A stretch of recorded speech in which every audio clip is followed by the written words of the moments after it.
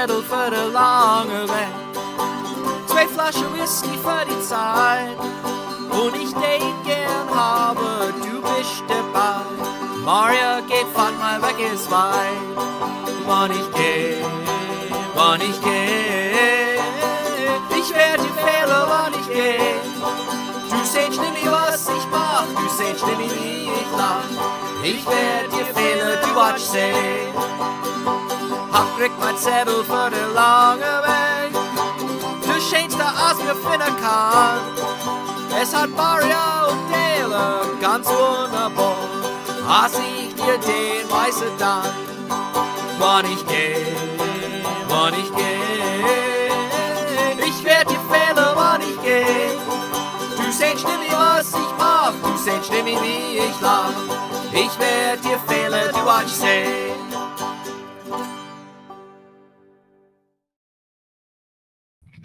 Well, Gute Abend, liebe Leid. Good evening, dear friends. We are back. It's another month. We are now in March, and that means a brand new episode of PA Dutch Live coming at you. And boy, do we have a wonderful, good show queued up for you guys tonight. I can't wait to get to our guest. He's waiting in the green room patiently, and I know he can't wait to get on the show too and share his wealth of knowledge about what we're going to be talking about tonight. Whether you're joining us for the very first time or the 44th time, welcome, dear friends. If you're watching over on the YouTube channel or if you're watching on the Facebook page, either place, put in the comment section where you're joining us from, and I'll give you a shout out. Most people here, we got a bunch of people already queued up, so let's get the shout outs going here. Hey, Don Moyer, wie bist Bruder? Ich wohne in Midlothian. Don joins us every month. So good to have you, Don. Hey, ich bin all recht, Don. Ich bin all recht. Seth Moak joins us every month as well. Gute Abend aus Durham, North Carolina. Glad to have you there, Seth. Good to see you as we do every month. Derek Keller joins us every month as well. Hello from Wind Gap. Good to see you again, Derek. We got the Whispessers from beautiful Fleetwood, Pennsylvania. Keep plucking that banjo there, Jacob. Keep plucking. Lenora Holt joins us from Lakeland, Florida. Good. She joins us every month as well. So good to have you. David, San Diego, West Coast representing. Good to have you, David. Glad you are joining us from over on the other side of the country. Titus Keller, Michigan Kellers from Buffalo Springs, Lepton County. Glad you are joining us tonight. KC says, Gouda Dog from Lodi, California. Boy, the West Coast is coming in pretty good tonight. Thanks so much, guys. Our good friend staying up. He didn't have to stay up as extra long this time because, as those of you here in the United States know, we are already on daylight savings times. Europe hasn't switched their clocks yet. So instead of having to stay up till midnight, our good friend Norman only had to stay up till 11 p.m. tonight. So you got this month going, Norman. Good evening from Steinbach am Glan. So good to have you joining us, Norman, as always. Our good friend Dolly Moyer joins us every month as well from Fleetwood in the house again. Boy, Fleetwood always gets so well represented. And our good friend Brigitte joining us from Philadelphia. Brigitte, make sure you stay all the way till the end of the show. I got a good surprise for you coming up towards the end of the show. Lou Ann back on time this month in Manchester, Maryland. Glad that you are with us. Chuck is joining us from Circleville. I know where that is. Oh, our good friend Christopher Malone, trapped and loving it in Trapped, Montgomery County, Pennsylvania. Oh, Chris, yeah, come on, you're not trapped. You love it there. I know you do. Our good friend, the Blowbarrier, Scott, is Gouda Abend aus Nazareth. Gouda Abend noch by Derek Keller. Well, we got neighbors talking to each other through the live stream. That's great. And AS says, Hallo aus Deutschland. Andy, hey, Andy. Hey, if it's the Andy that I think of, it's good to see you, my friend, in Landau, gell? Sind wir in Landau to know it. Wow, what a great crowd we got joining us from all over the place. The West Coast of the United States, up and down the East Coast of the United States, and across the ocean to the fatherland and the old country of Germany. Yes. Let's get into what we got coming on tonight. Of course, we have Alexander Ames. He's waiting in the green room. We'll get to him here in a little bit, talking all about the word in the wilderness. What's that about? We'll find out really, really quickly. What's up? Buttercup says, y'all from North Carolina, but home will always be Lehighton. Well, that's good. That is good to hear from you as well. All right, couple things. This month's episode is brought to us by the good people at the Badex County Pennsylvania Deutsch Versammlung. It's the oldest Pennsylvania Dutch language versammlung or gathering, held always on the Monday after Easter in beautiful Leesport, Pennsylvania. That's in Berks County. So for those who don't speak Pennsylvania Dutch, it is the Pennsylvania Dutch Gathering of Berks County, and this is open to anybody. You can still get tickets. It's a dinner. And then followed by an evening of Pennsylvania Dutch fun. There'll be storytelling, there'll be jokes, there'll be songs. And I know that the entertainment for that night is really worth the trip to Leesport. A guy by the name of Doug Maidenford, maybe you heard of him. He's going to be the main speaker at the for Sumling this year in Berks County. Can't wait. That's my home, Leesport. My high school, School Valley, is there in Leesport. So I'll be going home for that. It'll be wonderful. Can't wait. So they bring us and again, if you want more information, you can find all their stuff online and you can get information for ordering tickets if you're in it. You do have to have a ticket to get in, though, just letting everybody know. Last week, I and my good buddy Chris, those of you that are friends of the YouTube channel, of course, know that we do our music and all this Pennsylvania Dutch entertainment stuff. We were lucky enough to be able to be the entertainment at the Grundzaalodge nummer 16 am Jaden, the Groundhog Lodge, number 16 on the Jordan Creek in Copley, Pennsylvania. We had a wonderful evening. Great food, great entertainment. The groundhog, of course, was there. Two more pictures to show you. We had Schnitzelbank going, and there on the right-hand picture, if you've never been to a Groundhog Lodge event, you really have to go. This was everybody. Every Groundhog Lodge, you have to take an oath to the groundhog. So you got to put your little paws up in the air and say whatever oath is being given. It's different every year. So this was the half of the crowd that night doing it. You couldn't see the whole room here in the picture, but we had a wonderful evening, and I want to give a shout out to Dave Adams, my good friend, who is the Hauptmann, or think of it like the president of that Groundhog Lodge, who invited Chris and I to come up and be the entertainment for that evening. It was just good fun. Real quick, another person joined the stream, Bachfeuer. Hi, aus Delaware. Well, hi, Bachfeuer. Good to have you. Two things for your Pennsylvania Dutch calendars really quickly. Chris, this is one that you know, Christopher. Historic Trap will have their early American Craft Fair on Saturday, April the 5th from 10 to 3. They're in beautiful Trap. You can get all the information you need at their website, historictrap.org. And they are on all of the social media platforms as well, Instagram, Facebook. So if you're on those, you can also find out more information about that great Pennsylvania Dutch themed event. And also to our good friends at the Pennsylvania German Cultural Heritage Center at Kutztown University, their annual Easter on the Farm will take place on the 12th of April. That's a Saturday, 2025, from 11 a.m. to 4 p.m. It is free admission, free parking. There will be craftsmen on site. There will be entertainment. There will be food where you can learn all about the Easter traditions and springtime traditions of the Pennsylvania Dutch. If you've never been to one of the events at the Pennsylvania German Cultural Heritage Center at Kutztown, please, they have 3 major events every year. They have their Easter on the Farm. They have their Heimatfest, which is in September, and then their Christmas on the Farm in December.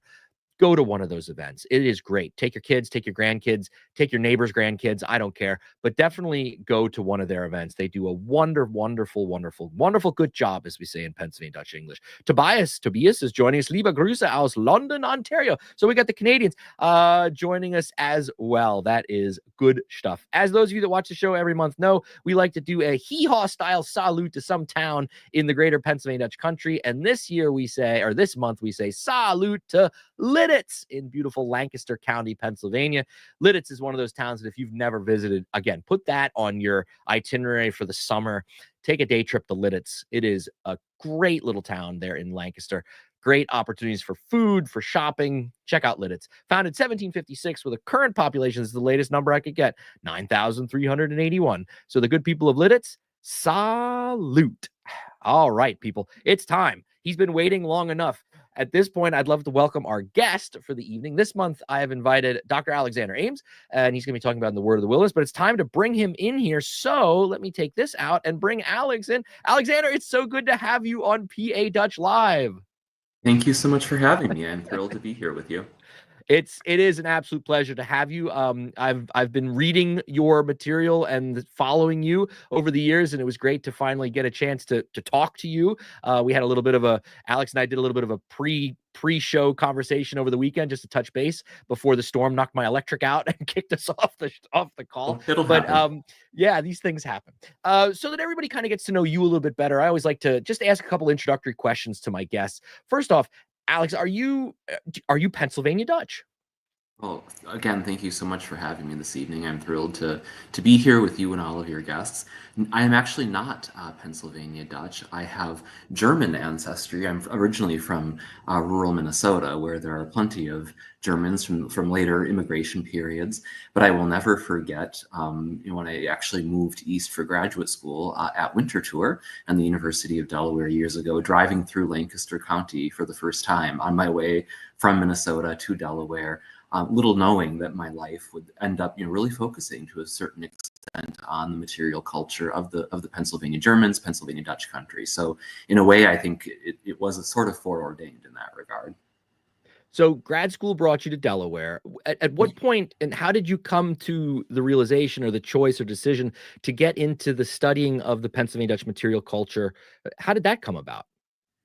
It's a great question, and I have to say that one common thread through my entire life as a scholar and as an historian is that I usually get inspired to research certain topics by walking into evocative spaces, finding or encountering artifacts for the first time, and finding myself just filled with questions about those pieces that I see. And I distinctly remember having that experience at the Winter Tour Museum, where I was, completing my graduate studies, stepping foot inside some of the various period rooms, museum rooms at Winter Tour that are filled, as I'm sure many of your audience members know, with so much material culture of the Pennsylvania Germans, of Pennsylvania Dutch country. And I think honestly, part of the inspiration for me was that I frankly wasn't very familiar in those early days of my graduate studies with this cultural tradition. And so I found myself asking a lot of really basic questions, specifically about some of the manuscript objects that I was encountered, pieces generally known as Fraktur, among collectors, scholars, and enthusiasts. This was all brand new to me. And so I found myself, asking some really fundamental questions, talking to colleagues, fellow students, mentors, scholars at Winter Tour and at the university. And as often happens, one question led to another, and I found myself really deeply immersed in this fascinating field of study. So just so we're all clear, and someone that doesn't have the background, of course, that you have, how do you define or what is material culture when we talk about that? Great question. So I use the term really to refer to the objects with which we live our lives, and the study of those material objects as a way to access stories about our past, about our culture that might not necessarily be as easily encountered from the textual sources that we usually think of historians working with. Of course, the great irony of my approach to material culture studies, and specifically my work studying the history of Pennsylvania Dutch country, is that I'm actually most interested in text. And so a lot of the objects that I have really devoted a lot of study to are textually oriented, manuscript materials, early Pennsylvania German print culture. Those are my areas of specialization, but within this larger world of thinking about sort of the material lived experiences in these communities. So, real quick, one other definition for you to give us, and I'm sure there's a lot of people watching the show that have heard this word tons of times, but maybe they don't really realize like what it means, where it comes from, and that's the F word that you threw out earlier, fraktur. So, Right. what's the elevator file? The quick definition to someone that knows nothing about it, or maybe thinks they know, but maybe they don't. What's fraktur? How do you define it? I mean, that's really the $1 million question. And as you say, it is sort of, it's the F word in the sense that it's a term that we need to investigate and explore. And I'll give you a quick introduction to my approach to this word and this concept, and maybe as we continue the conversation, other themes and ideas associated with it will emerge. The way that the term has been used, for the past several generations of study of the textual culture and the material culture of the Pennsylvania Germans, is to refer to works of decorative art or folk art, most often individual pieces of manuscript material that combine text written in the German language, most often with illustrations, decorations, illuminations. These pieces are often, as we encounter them in museum spaces, period homes, that sort of thing, framed, hung on the wall, and presented as decorative art and folk art, really as part of a larger tradition of the decorative art of the Pennsylvania Germans. Now, this is a very specific use of the F word, Fraktur, in this kind of Pennsylvania, I guess you could say a little bit more broadly, American context. The interesting thing about the word is that when we zoom out and think about it in a global context, it actually has a much broader meaning than we often use it in this more regional studies context. More broadly, the term Fraktur in a European context refers to a typeface, a neo-Gothic, as I would describe it, typeface, and a handwriting style, both of which were very common from the end of the Middle Ages through really the early 20th century.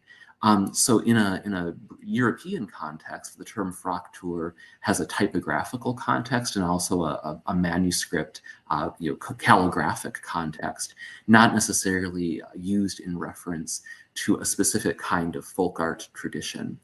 The varying definitions of this word really plays into my main interest in the subject matter, which is something that I suggest in my book, that Fraktur, as we conceive of it in Pennsylvania, and as we study it locally and regionally, has become a little divorced from the larger world of text that existed in the early modern period, in the 1500s, 1600s, and 1700s in Europe and colonial America. So it's a really important question. Yeah. It's a confusing topic, but an important one to engage with.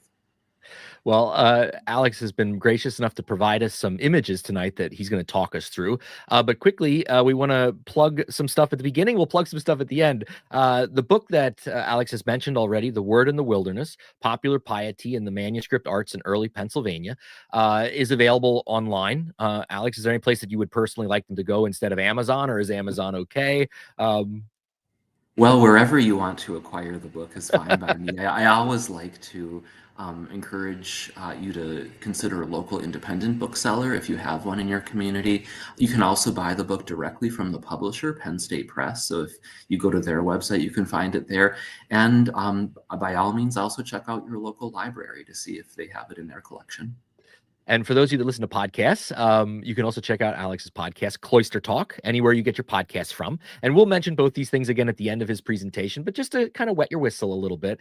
So Alex has provided us some great imagery that we're going to look at. He's going to describe, and we're going to start with this photo. Take it away.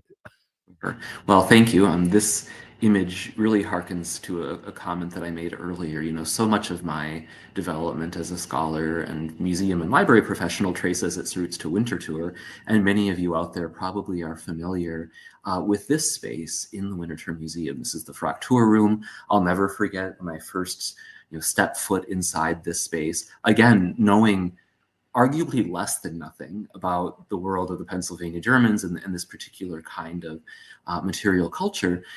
I really was fascinated by what at the time felt like a very elementary question, but has become the basis of a lot of my scholarly work, which is, what are all of these works on paper, these texts that I'm encountering on the walls alongside these wonderful other media of decorative arts and material culture?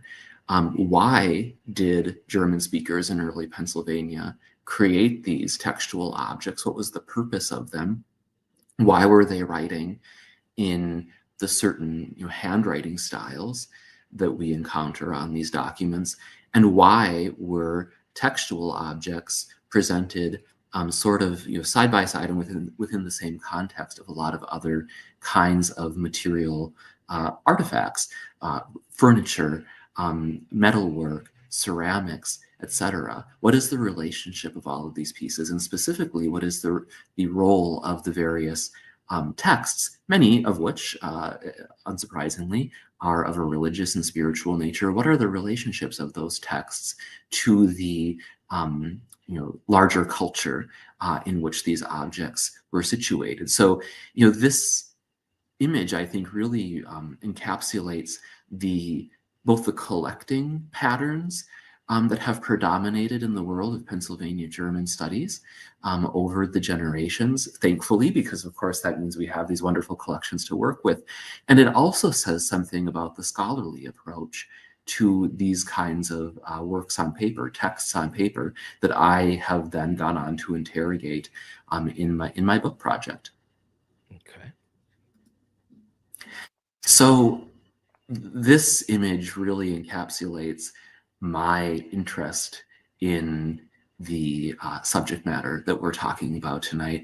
This is a wonderful work on paper, a drawing by a man named Johannes Bard, who lived from 1797 to 1861. Winter tour, shortly before I arrived on their doorstep, about a decade ago, had acquired a wonderful collection of Bard's works. And this piece is actually modeled very closely on a printed work from a European printed handwriting sample book by Johann Gottfried Weber, which we'll see more relevant work momentarily. But what really intrigued me about this piece is that it of course evokes the calligrapher, the scribe behind the wonderful artworks and artifacts that we encounter hanging on the walls, pieces often described as Friehyaahr. My mind immediately went to, who are some of these people creating these artworks? What is their background that they are, creating not only visual artworks, but also authoring texts in the sense of combining different textual excerpts from scripture, hymn books, etc., and uniting them in new artworks, works on paper that really played an important role in the larger society of which they were a part. This object for me has always been a little bit of a compass in keeping me focused on the people behind the objects, and of course the people who received works on paper from the scribes who populated southeastern Pennsylvania. Okay. So I made a comment earlier about the importance of thinking about the world of Friehyaahr using the broad definition of the term within the larger context of transatlantic printing, transatlantic manuscript culture, and the literary and cultural world of the really 17th century through the mid 19th century. And one of the most important lessons I think that we can learn about that world is the existence of different families of script, different families of handwriting especially for our purposes tonight, focusing on the 18th and early 19th century. This work that you see here, as the French title implies, what you are looking at is a work, again, by Johannes Bard, depicting a Roman alphabet, a classically inspired alphabet. By the time that most of the Pennsylvania German, famous works of Friehyaahr were being made in Pennsylvania Dutch country, most of the Western European world, including the Anglophone world, had moved away from the old Gothic handwriting styles toward a classically inspired family of scripts. That's what you see represented here. But if you go to the next slide, you'll see the Friehyaahr letter forms. So here we have a case of a well-known, accomplished scribe in Pennsylvania, Johannes Bard, who was demonstrating his fluency, if you will, in different handwriting styles. At the top here, you read Groß Friehyaahr Buchstaben Alphabet, so the majuscule or uppercase Friehyaahr style of letter form, as compared to what we saw before, which was a classically inspired script style. So in the 18th and early 19th centuries, accomplished calligraphers, accomplished penmen would have competency in multiple script styles, and perhaps unsurprisingly, they would be used for different languages. So German often would be presented using the Frakturschrift family of scripts, that being Frakturschrift itself, Kanzleischrift, and Kurrentschrift, a sort of hierarchy of scripts that we'll see momentarily when we look at some other pieces. But the point that I want to make is that the Pennsylvania German communities, who definitely made good use of the Fraktur Neo-Gothic style of script, were one linguistic and cultural set of communities in a large global context of different cultures, different languages, different communities using different styles of script very deftly.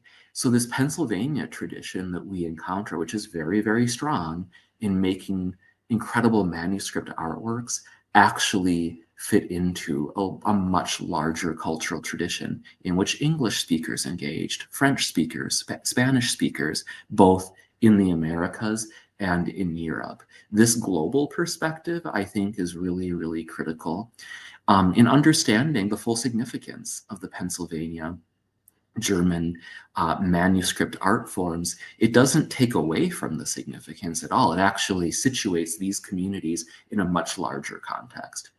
So just and maybe you don't know the answer to this, but maybe you do. I just want to ask. So outside of the Pennsylvania Dutch community at this time period, were there any of the other subcultures in colonial America, whether it was the English in New England or the Scots Irish in the Appalachian areas and down along into the South? Was anybody else using any kind of calligraphy like what we see here, or was this purely found only in the Pennsylvania Dutch region of colonial America? It's such a great question. And there's not a black or white answer. It's neither yes or no. The way I would answer it would be that calligraphy was a well-respected art form in this period, in the 18th and early 19th centuries. I would say most other European cultures used calligraphy and embraced calligraphy, especially in the educational context. However, the Pennsylvania Dutch communities certainly took it to a different level of importance and had a very in this region in the Mid-Atlantic had a very distinct, what became a very distinctive aesthetic style, closely connected to what was happening in the Rhineland in German-speaking Europe. But other linguistic communities, other cultural communities in the Americas absolutely were using calligraphy in ways that are conceptually similar to what we see the Pennsylvania Germans doing. I picture some of those materials in The Word in the Wilderness, and if viewers go to wordandwilderness.com, the companion website for the book, you'll be able to see more examples. There's never a perfect one-to-one comparison, Sure. but you definitely can find corollary examples that just help us think about the broader cultural resonances of what was happening in Pennsylvania. Just one other quick question. So if you have this bard, this Johannes Bard that's doing this writing, is this a skill that do we know that was he born here, or did he immigrate to colonial America? And a follow-up question is, was this type of calligraphy then taught to apprentices, I guess, I don't know, kids, to carry this tradition of writing on here in colonial America? Again, I mean, it's a really important question. And I will begin by saying one of the most interesting things about doing this kind of research and how I've come to look at this, important point that you're raising about how did this tradition perpetuate itself. I think often in a culture, something that is so very ingrained in the culture that it almost is part of your daily existence often goes without a lot of explicit commentary about the why and the how. So, unsurprisingly, perhaps, there are very few examples of clearly explicated, written out reasons why a scribe was making this kind of work. I wish more existed, that a scribe would say, the reason I'm doing this is X, Y, and Z. How I taught my students is X, Y, and Z, that sort of thing. However, there's enough there are enough surviving pieces of this kind of artwork, and there are enough surviving clues in the archive that we can start to piece together how this tradition worked and how it perpetuated itself. There are many different kinds of manuscripts, manuscript artworks in existence today, ranging from Vorschriften or penmanship samples, more of which we'll see momentarily, that were very explicitly created for students, to birth and baptismal certificates, which largely existed within the world of the mainstream Orthodox Protestant confessions. So it's hard to speak with great specificity about the tradition as a whole, but your point is true, that oftentimes it was school teachers who were the accomplished scribes in their communities.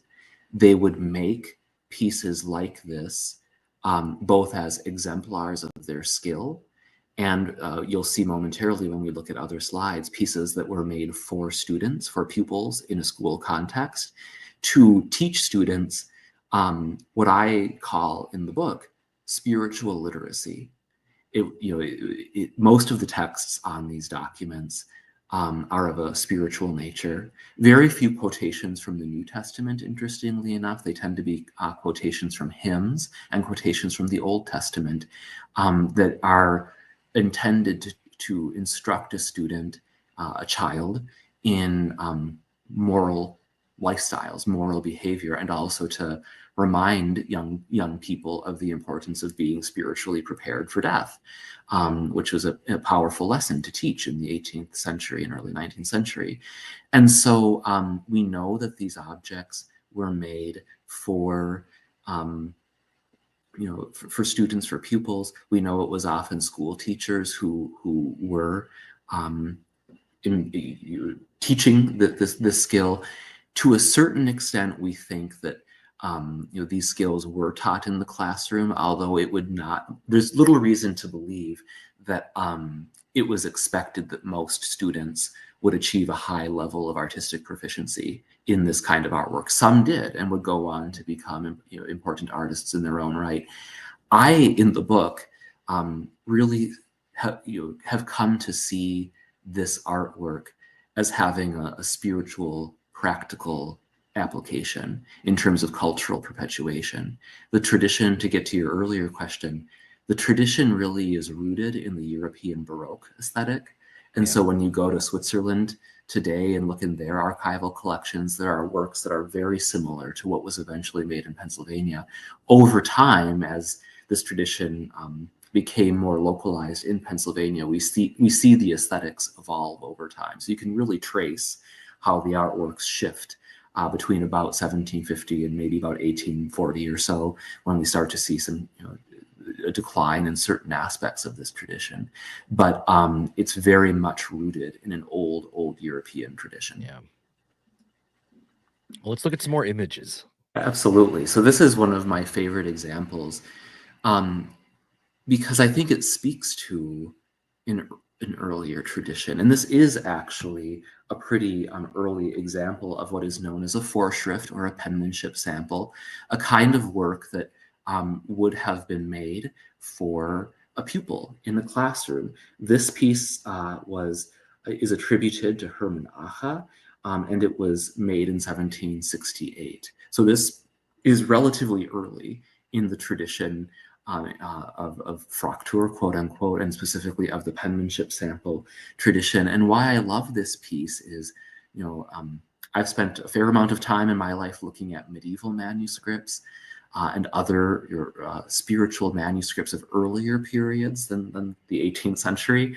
And this piece, to me, so closely resembles the kind of work, visually and in terms of the text, that you would encounter on a manuscript artwork of a much earlier period. Obviously, we have a variety of script styles represented here. So I'm just going to walk you through how I look at a manuscript like this, and it'll reflect some of the concepts that we talked about earlier.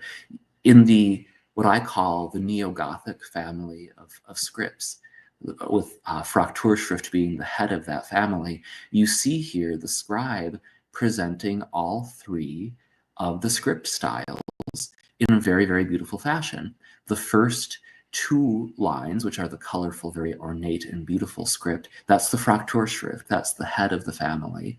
That is a bookhand where each letter is constructed separately. Then below that, that third line of text from the top, we have a Kanzleischrift, which is what is known as a bastarda hand, a mixture of the bookhand, the Fraktur, and the Kurrentschrift, the cursive hand, which you see in the lines below. And then below that, you have the Kurrentschrift. And what's so wonderful about this object is that you see how our scribe is essentially directing his reader's gaze to the most important text, which is the opening lines of the text there, and then gradually going down in the hierarchy as we encounter the main body of the text. Now, looking at this object, it might be easy to think, well, the scribe has also simply decorated the piece with fanciful flowers and bright colors in the way that we might associate with the Pennsylvania Dutch folk art, especially of a couple generations later, after the 1760s. I see it a little bit differently, specifically because of, you'll see that arm and that finger pointing up there into the letter I. This is actually a very, very old practice in European manuscript culture that's called a manicule, from the Latin for hand and finger. You see the finger pointing up to actually Latin text, mende morum, which I translate as mind your manners or be on your best behavior. So here we have a manuscript that was made for a pupil, made for a child, although it was never given to a child because there's a blank space for where that person's name might have been. And then you see the finger pointing up to text actually embedded within the larger text. This object, to my mind, is an example of how a scribe is using calligraphy to direct the viewer's gaze into text itself to teach a moral behavior, to teach good behavior. The images here of the angels, the flowers, what once would have been very bright colors, are intended essentially to guide the eye into deeper engagement with the text. This is a little bit of an inverted reading of a lot of Pennsylvania German study, decorative arts approach to the study of these objects, whereby the text is sort of seen as secondary, the pictorial imagery, the decoration as the primary focus of these objects.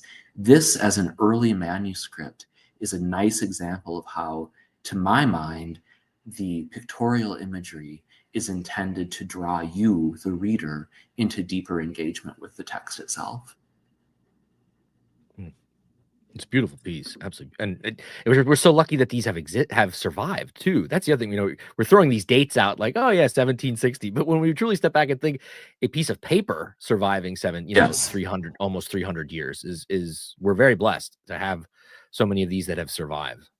Well, and that, of course, begs the question of how do they survive? Oh, yeah, right. This gets to the material culture approach, whereby we have to ask that question: why do these things still exist?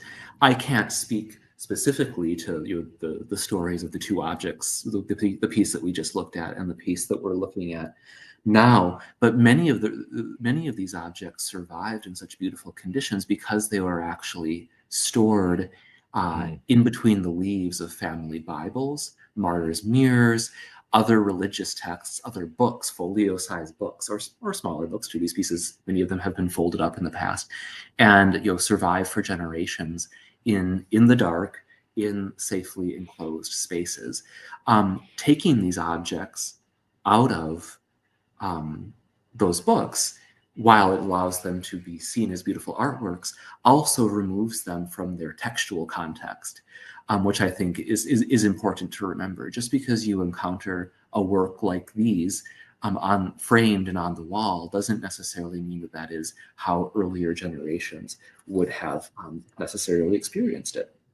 So this piece that we're looking at now, I think, really demonstrates the line of continuity from the earlier generations. We just looked at a piece from the 1760s. Here you're looking at another Vorschrift or penmanship sample, this one from 1782. So not that long after the piece that we just saw, but I think you can see how already the design aesthetic has just started to evolve a little bit. In many ways, it's a masterful artwork by Johann Adam Eyer.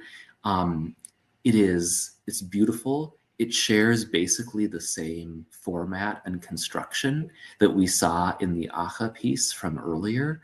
But what it does a little bit differently is I think that it starts to show a little bit more of what today we see as a kind of Pennsylvania Dutch design aesthetic. Yeah. We're starting to see an evolution from a piece that in the 1760s really exuded the European Baroque, in my view, to something that is starting to look a little bit more like how we often think about Pennsylvania German folk art. However, I want to make the contention that what you see here is a very sophisticated work of spiritual education.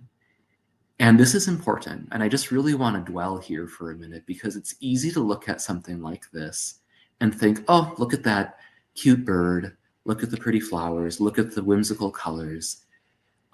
That's what this is. It's a sort of primitivist artwork. Not so.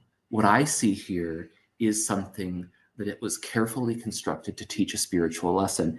And if you will forgive me, I'm just going to read what I write about this piece in my book, so that I get the details right for everyone. A penmanship sample made by schoolteacher Johann Adam Eyer in 1782 embodies the devotional and pedagogical spirit of this Vorschrift manuscript genre and showcases the beautiful ornament that some scribes brought to manuscript art. Produced for the student Jakob Zeitler, whom Eyer calls a Schreiber an der Chiffron, or a writer on the Deep Run, a tributary of a creek in Bucks County, the colorful document is divided into different visual sections that house different texts. The most prominent text on the document, written in large and colorful Frakturschrift that is also adorned with pictorial illuminations, is a Bible verse, Philippians 1:23, I desire to depart and be with Christ. So I would frame that text at the top as kind of the keynote text. This is the scripture, quote, this is the scripture lesson, and then we're going to get into the commentary in the lower sections. The two text boxes below this verse feature hymn texts urging readers to prepare for death, suggesting that Eyer consciously assembled this document as a scripture commentary piece. The lengthiest text selection on the document is a hymn by Michael Franke, written in Kanzleischrift and Kurrentschrift. So that's the big text box right there in the middle. And it reads in part, no hour goes by, but that it is in my mind wherever I am, that death will put me in my last misery. In the lower left-hand corner of the piece is hymn text in alternating black and red Frakturschrift, asking the reader to think frequently of death and live in pious accordance with God's precepts. So, of course, there's a bit of a question here. Why would one combine such a dark message with colorful floral imagery? There are numerous possible explanations. The short-lived nature of beautiful blooms and flowers may have reinforced the text's message of the fast passage of life. In the words of Psalm 103, verse 15, as for man, his days are as grass, as a flower of the field, so he flourisheth. Perhaps the sight of those short-lived blooms alongside warnings of death evoked similar messages for the original viewers, for the original student who would have viewed this piece.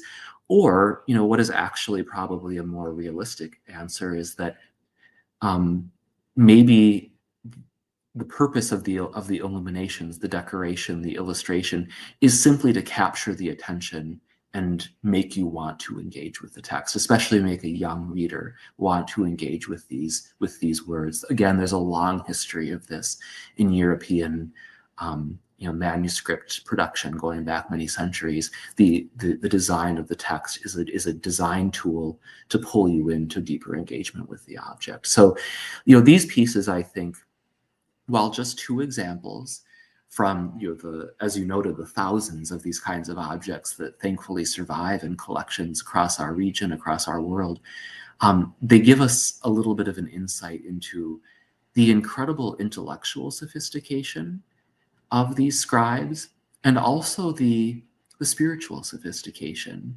I think we, even those of us who are religious people in 2025, we live in a secular age. We live in a time when it's difficult to put ourselves back in the mindset of some of these early spiritual communities in Pennsylvania and other settlements. And I think it's important that we try to do so, to use that historical imagination to really think about what it would have been like to engage with scripture, to engage with the deep well of German hymnody tradition through objects like this. Yeah, it's fascinating. It's absolutely fascinating. And like you said, the thing I keep coming back to is it's giving us an insight and a view into, yes, the people that created these documents, but more importantly is it's giving us an insight to how our great-grandparents lived, our great-great-grandparents lived, and the role that spiritual and I think most of us watching tonight that have deep Pennsylvania Dutch roots into the 1700s here in colonial America. I mean, religion was our life. Our faith was a major aspect of our life and our everyday life. So I think it's important for us to also think about, how, like you said, who's it for? Yeah, we can talk about definitely the artist, and that's important to talk about who created these beautiful things. But I think the greater question is, why were they created? Why did people value these, and why did they put them in their Bibles, or why did they put them in their in various books or whatever throughout their house, or hide them in the eaves of their attics to protect? When we talk about like house blessings and things like that. Yes. It's just absolutely fascinating. But I want to share one comment with everybody that somebody put here. Well, I think this is a victory for you tonight, Alex. Dolly says, "Thank you, Dr. Ames. You've inspired me to knock the dust off my old calligraphy pens and become a Fraktur enthusiast." Well, Dolly, I hope you do, and I will tell you, there's nothing like actually trying the art, doing this work yourself to really start to appreciate precisely the significance that we're talking about. And the skill Yes. that is involved here too. Remember, these were created with quill pens. My goodness, unbelievable. Yeah, Casey says it too. Yeah, and if I may just say, I just want to again underline an important point that you made, which is think about the wisdom that lives in these documents. Again, I think in our sort of post-Enlightenment, science-driven world, secular world, it can be easy to write these things off as products, artifacts of a different time period, which in fact they are artifacts of a different time period. But in these pieces lives a kind of spiritual wisdom that sometimes I think we've lost. Yeah. I mean, what a blessing for young people from an early age to be taught to think about death, about aging and death in a mature manner. That's as a history teacher, I try to dwell on this with a lot of my students too. The fact that death was so much more of a common part of life back in those times. There was no guarantee that a mother was going to survive childbirth. If she did survive childbirth, there was no guarantee that that child was going to survive, or reach maturity. So death was so much more around, I guess, in this aspect of having to be in contact with it. And of course, they were humans, so they had emotion. They had to deal with these terrible situations and difficult lives. And of course, faith is where we turn for, or some of us at least turn for that comfort when dealing with difficult situations. So I agree with you. And the other thing is too, we often think about, the Pennsylvania Dutch were just these old dumb farmers, and the aspect of, yes, we were agrarian. Yes, we were on the frontier, especially when we're talking, in the 1700s, and we were we weren't sitting in the Enlightenment France, and we weren't drinking coffee with our pinkies extended. We were working the land, but yet these also remind us that these weren't just simple country bumpkin people, that had deep spiritual faith, that had a lot more knowledge than I think we give them credit for. So this is actually if I had to say, in addition to the point about sort of healthy, spiritual awareness of life and dealing with death, another major so what aspect of this research is exactly what you say, moving away from this notion that the German speakers in early Pennsylvania were somehow anti-intellectual or backward looking. Oftentimes, well, I mean, this document that you see here is a perfect example. These texts are not quote unquote original compositions by the scribe who wrote this document. We have a scripture quotation, we have quotations from well-known German language hymns from the period. I would argue that if we put ourselves in the context of the early modern period, in a community of tremendous faith, the act of choosing a quotation from scripture and then pairing it with excerpts from beloved hymn texts, this is a creative act. It is an act of original composition. And because the text is calligraphed, what we have is a work of visual art and a work of literary art, both aimed towards spiritual enlightenment. So I would contend that there's a kind of scribal authorship happening here, that the act of handwriting a text that already exists is a kind of authorship in this time period. And after all, for a German Protestant, why would you need to author a new text when scripture itself is, divine revelation? Yeah, absolutely. Yeah, absolutely. So your point is a very important one, that this approach, in my view, actually helps us appreciate these people as much more sophisticated and multifaceted in their intellectual approaches and their belief systems than we might otherwise assume. Yeah, I agree. Alex, thank you so much for all that you shared with us tonight. I'm sure I know we could keep talking and talking, but we do want to say again, if you'd love to learn more about this, of course, I recommend Alex's book, The Word in the Wilderness, available. And look for it online, of course, Penn State Press, if you want to go directly through the publisher. But it is available other places as well. As Alex said, there is a companion website, and I will link all of that stuff in the show notes on the YouTube channel. And also, if you're a podcast listener, check out his podcast where he goes more in depth into a lot of these aspects that he talked about tonight, and aspects that we didn't get to cover tonight. And that's why I would love to invite you back at some point in the future, Alex, that we can take this even farther, or if there was another direction you wanted to enlighten us about, you're more than welcome to do that. And maybe we could, if you'd be willing, we'd love to have you back in the fall of this year and continue this conversation. Well, thank you, all of you, so much for this opportunity. I love talking about these objects. I love discussing these ideas, and I will greatly look forward to returning and continuing the conversation. Thank you so much, Alex. We'll have you back. We'll be in touch.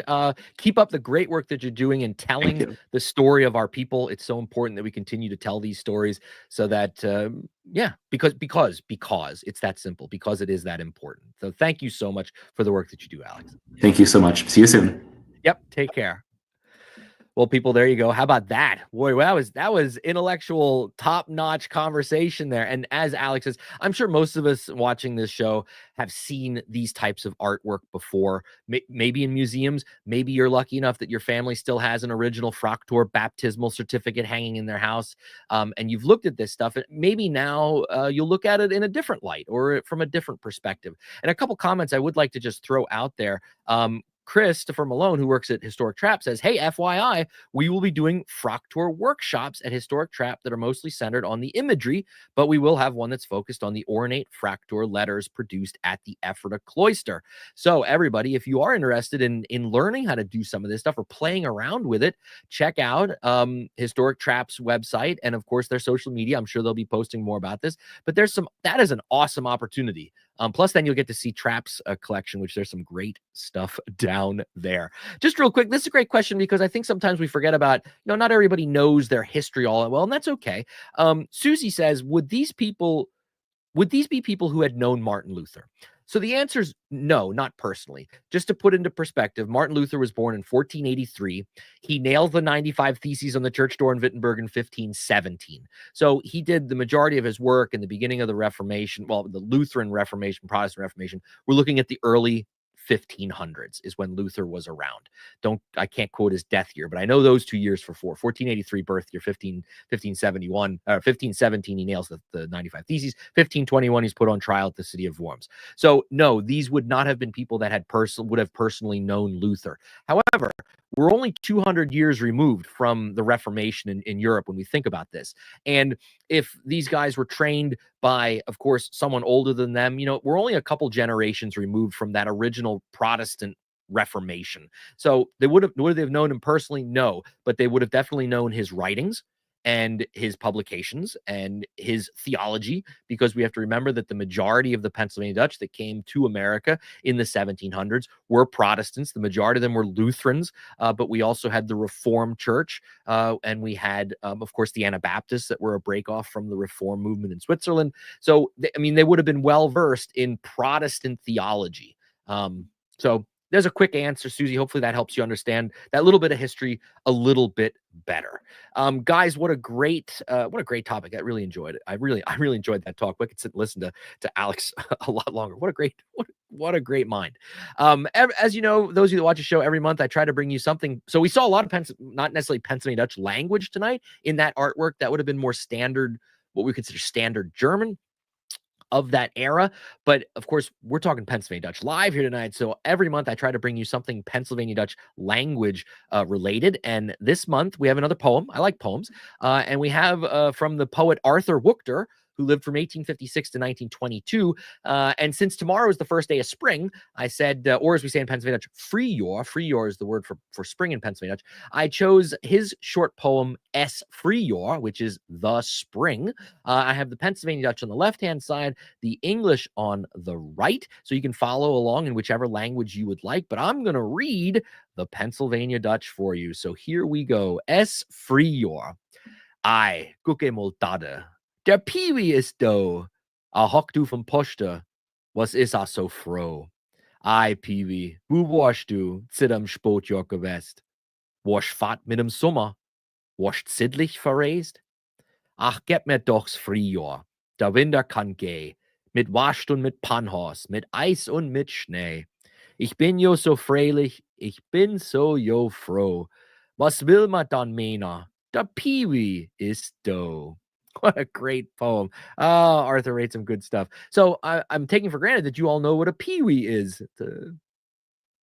If you know it, put it in the comments section.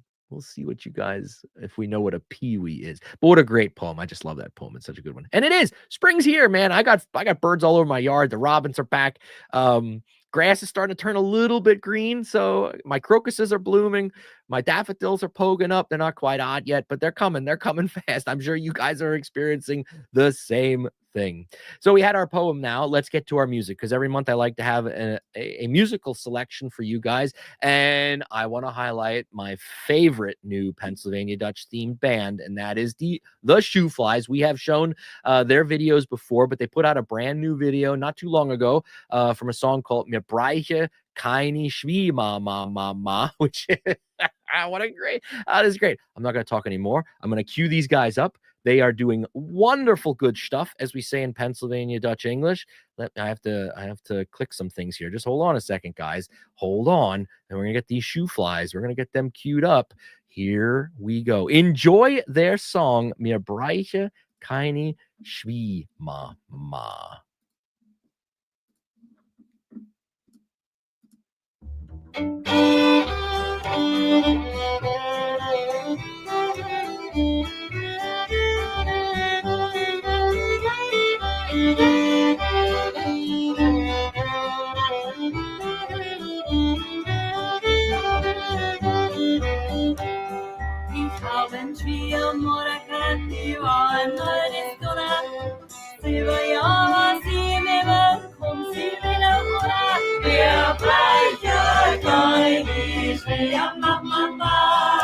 Schwie-a-ma-ma-ma, Schwie-a-ma-ma-ma, mir breiche, keini, Schwie-a-ma-ma-ma, Schwie-a-ma-ma-ma. Wann ich zu dem Weg geh ich über der Schwamm. Wann ich in dem Auto steck, weiß ich, was ich kann. Mir breiche, keini,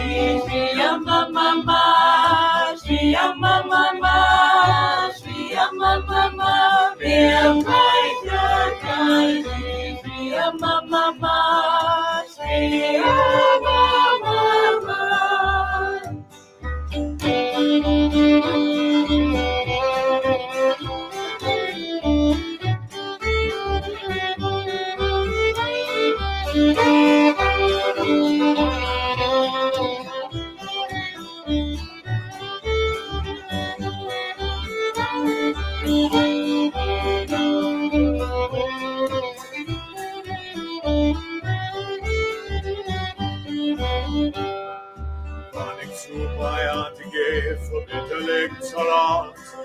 Alles wat ik bij me wil, schoof ik bij je man. Mir breiche, keini, Schwie-a-ma-ma-ma, Schwie-a-ma-ma-ma, Schwie-a-ma-ma-ma.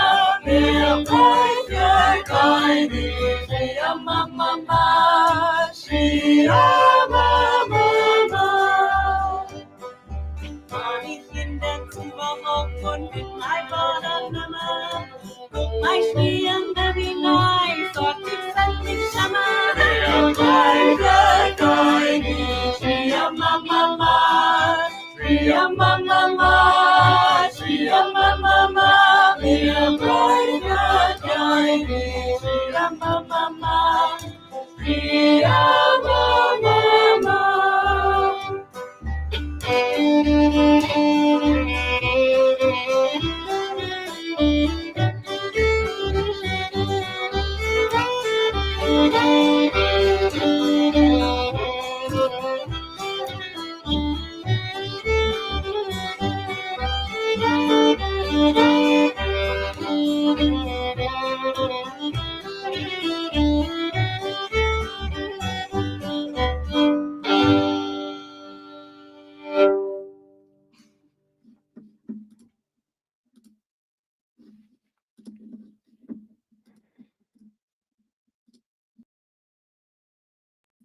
Well, dear friends, how's that? If my grandfather, Joe, was still alive and he had just watched that video, here's exactly what he would have said. I can hear him saying it. I do know better selber our day. Oh, thunderstorm. Well, yeah, thunderstorm. We'll use that translation. Wasn't that pretty? Well, our day. The Shooflies are doing stuff. And you can tell how much fun are they having. You know they're having fun because they're smiling and laughing. And that is what's so great. When you got music, as a musician, I know there's nothing better than just having fun playing music and to tell a great song like that. So I guess the title, We Don't Need a Mother-in-Law, Schwie-a-ma-ma-ma. And it's just a fun song. For those of you who understand the dialect, hopefully you could catch the lyrics. But even if you couldn't understand Pennsylvania Dutch, you can't tell me that didn't bring a smile to your face. And if you're sitting there saying, no, it didn't, Doug, well then, honey, you got to reevaluate some things in life because that should have made you smile. It should have made you tap your toes. It should have just made you feel good inside. Schwie-a-ma-ma-ma, as my grandfather would say. And that's what I'm saying too. I'm channeling my my good grandfather tonight, Grandpa Joe. I got you, Grandpa Joe. We got you right there. What a wonderful song. And we'll highlight the Shooflies again, I'm sure. They had big announcements. They're going to be going to Germany later this year at an invitation of our good friends over there in the Pfalz that are going to have them, and they're going to be doing some concerts over there. I'm so happy for them. Having done that already over there, they are going to be they're going to be high as a kite when they're over there. I know they will. And I wish them all the best. And hopefully we'll get to run into the Shooflies at some point this summer or spring at an event. So if you run into them or you get a chance to see them perform, do it. Like their YouTube channel. They got a YouTube channel where you can see their other videos that they post. They don't have a lot on there yet, but good things take time to create, and they're creating good stuff, as we say. So give them a like and follow them on Instagram and social media, all the social media platforms. They are doing wonderful, good stuff here. All right, we ran a little long tonight, but you know what? It was a good show, and I don't mind running a little long if the material is really good. Hey, real quick, Brigitte, who's in the Shoofly, says, thanks, Dub. Come see us live at Easter on the farm. There you go. Perfect reason to go to Kutztown on the 12th of April. That Saturday, it's a free event. The Shooflies are going to be performing Do No Better. Get your butt to Kutztown and listen to these guys play. What more could one ask for? My goodness. All right. Hey, if you want to get your own Pennsylvania Dutch themed merch, visit my website, our store, zazzle.com/PA-Dutch101. We got some brand new stuff on there that I just created and uploaded. We got a new coffee mug there that you can get that says Ich bin Deutsch. I'm Pennsylvania Dutch, with the nice bird and flowers, the imagery that we saw in our frock tour tonight. And for those that are willing to have a little bit more fun with their t-shirts, you make the bottom of my Shoofly pie wet. You can get that shirt there too, but along with many, many other things like t-shirts, magnets, stickers. I got some Eldridge magnets on there for your fridge. We got magnets for Pennsylvania Dutch phrases. We got stickers for your car, or magnets for the back of your car, ones that say I brake for hex signs. and tons of stuff on there. Check the website out. Get your own Pennsylvania Dutch theme merch. They make great gifts for anybody in your life that is into Pennsylvania Dutch stuff. And if you like what we're doing here and you'd like to financially support us, you can buy me a coffee at buymeacoffee.com/Doug Mainford, or for as little as $1 a month. $1 a month, you can become a patron at our Patreon account, patreon.com/PA Dutch 101. And any financial giving that anybody out there gives, I am truly always thankful and humbled, completely humbled. Whatever money is donated goes to the upkeep of the channel. It's buying equipment, it's paying the lights, it's all that kind, putting gas in my Subaru so I can travel to the Berks County for Sumling to entertain people, or go to these Groundhog Lodge events. That's where that money goes. And I, from the bottom of my heart, for all of you that have contributed over the years, thank you. I do want to give a quick shout out to some people that have recently donated: Glenn Ritter, Nathan Seeger, Seth Moak, Norman Young, Randy S., Ron Griffiths, Nicole Johns, David Hunsinger, Dolly Moyer, Gary Johansson, Gail Spilsbury, and Bill Nace. Friends, we've made it to the end of another episode of PA Dutch Live. Mark your calendars. Our April edition will be Wednesday, April the 16th. So that's the Wednesday of Holy Week for those of you that are Christian, Easter being on the 20th, April the 16th at 6 p.m. And we're going to be inviting our good friend, Scott Reagan, better known as the Blow Barrier, onto the show. He is another great current musician making Pennsylvania Dutch themed music, and he's going to be doing some live performances for us that night. So it's going to be a great show with high quality entertainment. So mark your calendars. Of course, we go live at 6 p.m. on the YouTube channel or over on the Facebook group PA Dutch 101. Follow us on social media. We have Instagram, PA Dutch 101. We have a Facebook page, PA Dutch 101. And we got the YouTube channel, of course, PA Dutch 101. We are on X. That's PA Dutch 101 as well. So you know what to look for. I thank you for your continued support. I thank you that you take time out of your busy schedules to sit with me for an hour, tonight a little bit longer, and learn and enjoy and appreciate our Pennsylvania Dutch heritage, our culture, our language, our music, our art. We have a rich story to tell the rest of the world, and particularly to tell our own country here in America. And the people that aren't Pennsylvania Dutch, we have a story to tell them, and we can tell it through our art. We can tell it through our music, like the Shooflies did with us tonight. We can tell it through internet TV shows, or whatever you want to call this, whatever we're doing tonight. Tell our story. We have a lot to tell, and we have good things to share. Hopefully you can take something away from tonight's episode and go tell somebody about it. Till next month, dear friends, I wish you all the best. Stay healthy. Get outside. The weather's starting to change finally, Get out there.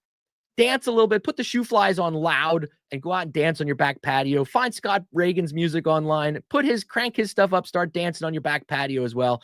And you'll feel better if you do it. Trust me. Till next month, dear friends, bleib gut, bleib gesund, as we say. Stay healthy. Schwätz Deutsch, speak some Pennsylvania Dutch, and mach's gut. Mach's gut zu dir, mach's gut zu dir, mach's gut zu dir für now. Unsere Zeit ist all und so es ist, mach's gut für now. Hoff wieder mit dir zu sein, hoff du bringst zurück ein Freund. Mach's gut zu dir, mach's gut zu dir, mach's gut zu dir für now. Unsere Zeit ist all und so es ist, mach's gut für now. Hoff wieder mit dir zu sein, hoff du bringst zurück ein Freund. Und so mach's gut, lieber Freund, mach's gut.